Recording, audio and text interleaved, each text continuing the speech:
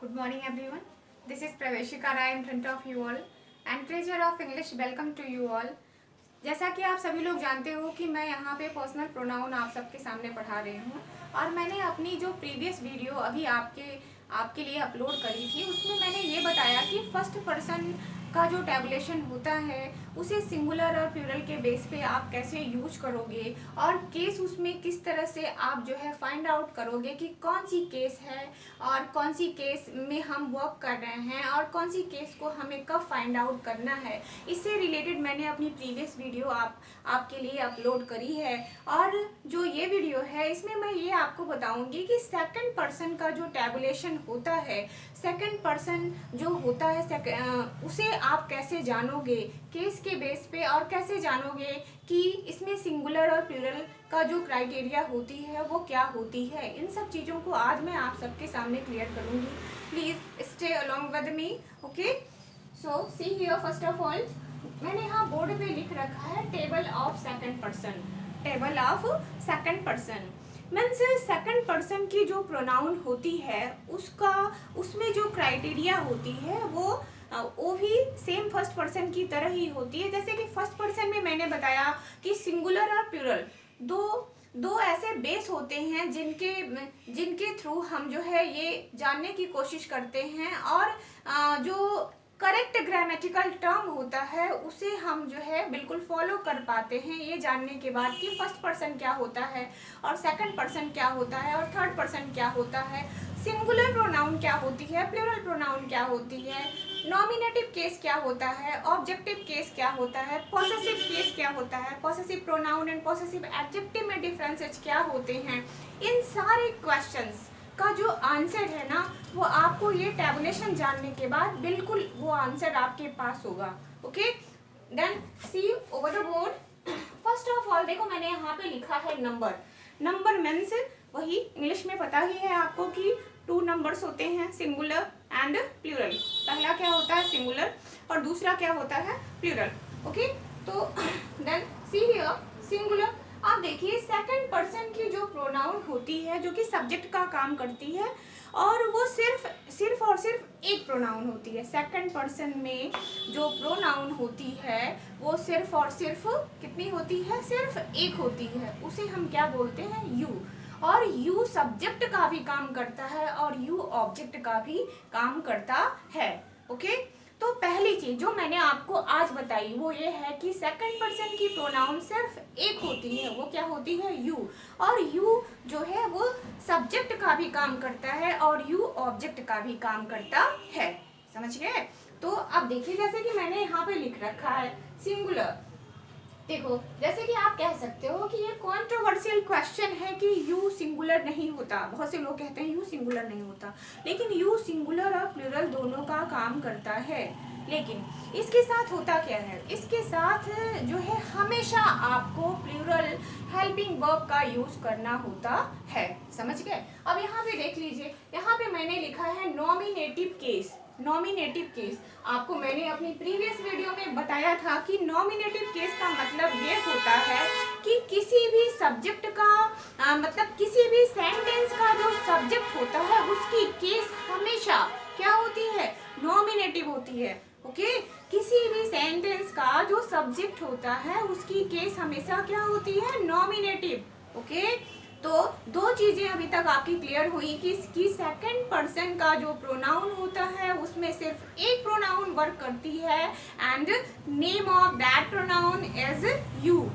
उस प्रोनाउन का क्या नाम है, यू। और यू दूसरी चीज जो मैंने यू के बारे में आपके सामने क्लियर किया है वो ये है कि यू सब्जेक्ट का भी काम करता है और यू किसका काम करता है, ऑब्जेक्ट का भी काम करता है। Okay, then you people are having each and everything clearly in this video. First thing is that ये you nominative केस में भी वर्क करता है। Second thing is that you कौन से फॉर्म में और वर्क करता है, ऑब्जेक्टिव फॉर्म में भी वर्क करता है। Okay, there is no differences means in subjective as it is and in objective as it is. You people have to find you. Okay, कोई भी चेंजेस इसमें नहीं होता है। ये जैसे सब्जेक्ट के रूप में काम करता है वैसे उसी फॉर्म में ये ऑब्जेक्ट के रूप में भी काम करता है।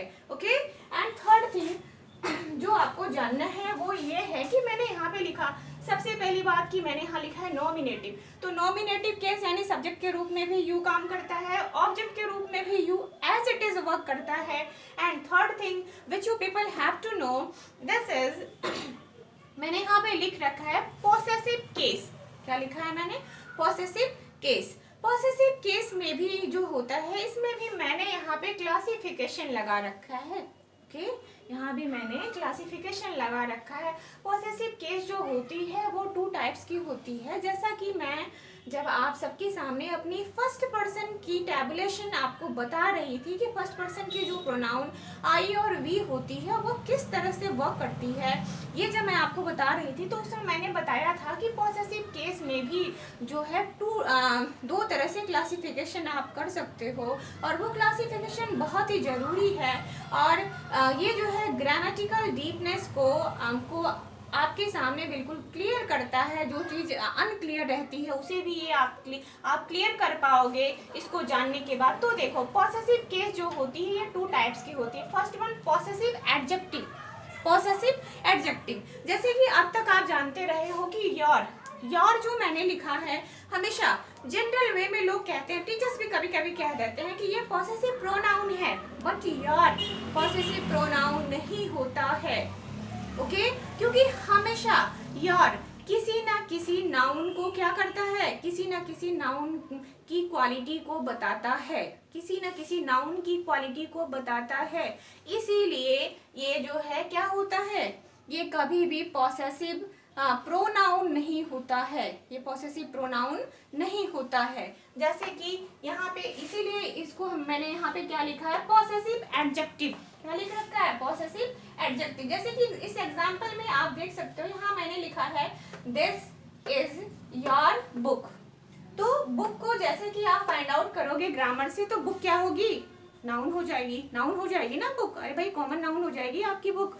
ठीक है, तो अब देखो बुक के बेस पे आप यहाँ पे फाइंड आउट करोगे कि ये योर जो लगा हुआ है ये ग्रामर के अकॉर्डिंग क्या है। योर क्या है ग्रामर के अकॉर्डिंग? योर जो है ग्रामर के अकॉर्डिंग ये पॉसेसिव प्रोनाउन ना होके ये है क्या, पॉसेसिव एडजेक्टिव है। Because in the sentence which you people are watching on the board, this is just going to clear about something related to the book. जो यार लिखा है वो बुक के बारे में कुछ ना कुछ बताने जा रहा है, कुछ ना कुछ इंडिकेट करने जा रहा है। सो योर की जो पोजीशन है, जो वो क्या है, वो पॉसेसिव एडजेक्टिव की पोजीशन है। Is it clear? आप देखिए, अब आपको जानना क्या है कि पॉसेसिव प्रोनाउन क्या होता है। अगर योर पॉसेसिव एडजेक्टिव हो गया तो पॉसेसिव प्रोनाउन होता क्या है? This is important question which you have to know. Okay, then you have to see here, there is a written the thing which I have written here, the word which I have written over the board, this is yours.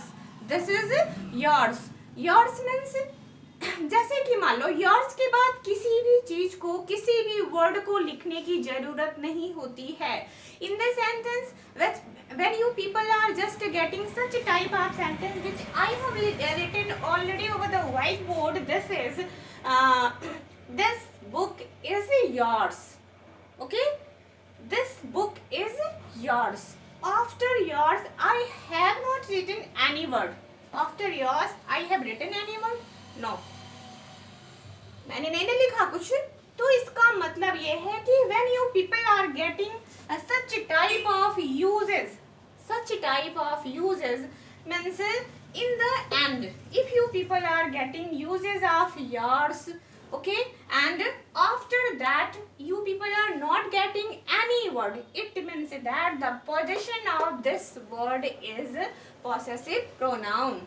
The position of this word is possessive pronoun. And you can also raise one more question in front of me. This is means आप कह सकते हो कि जो यहाँ पे yours लिखा है, ये yours भी तो इस noun को ही क्या कर रहा है, डिफाइन कर रहा है, इस नाउन के बारे में ही तो बता रहा है। एकदम बिल्कुल आप कह सकते हो कि ये ऑब्वियस क्वेश्चन, बिल्कुल क्लियर क्वेश्चन है ये बुक के बारे में ही बता रहा है। लेकिन देखो, ये बुक के बारे में बता जरूर रहा है, लेकिन बुक को अपने साथ ये कैरी नहीं किया हुआ है। यानी कि वो जो बुक के बारे में बता तो जरूर रहा है, लेकिन बुक को अपने साथ नहीं लिए हुए है।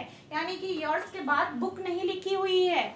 ओके, ये बुक जो है ये किसका काम कर रही है? ये सब्जेक्ट का काम कर रही है। किसका काम कर रही है? सब्जेक्ट का काम कर रही है। तो इसका मतलब ये हो गया कि ये हमेशा, दिस बुक इज योर्स, हमेशा ये जो है किसके प्लेस पे आपको दिखेगा? हमेशा ये आपको, आप कह सकते हो कि ये ऑब्जेक्ट के प्लेस पे दिख रहा है। ये किसके प्लेस पे दिख रहा है? ऑब्जेक्ट के प्लेस पे दिख रहा है।